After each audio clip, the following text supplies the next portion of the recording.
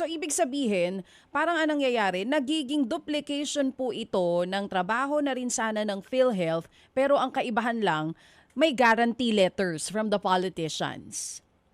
Yes, opo. Actually po, sa batas po natin, dapat po PhilHealth ang primary payer, no? Siya po yung ating social health insurance system, no? Siya po ang primary payer. Ang nangyayari po ngayon, nawawala po yung personality ng PhilHealth being the primary payer.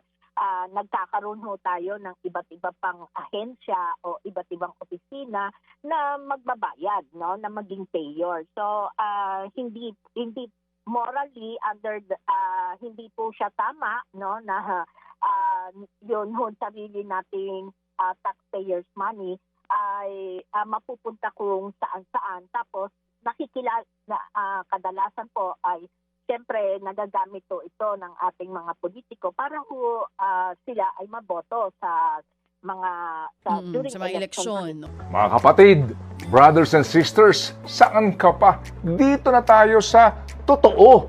Dito na tayo sa True FM. Mga kapatid, mag-subscribe and follow po kayo sa social media accounts ng True Network PH. Yan po kami. Hanapin nyo lang True Network PH, Facebook, Instagram, YouTube, TikTok, and podcast.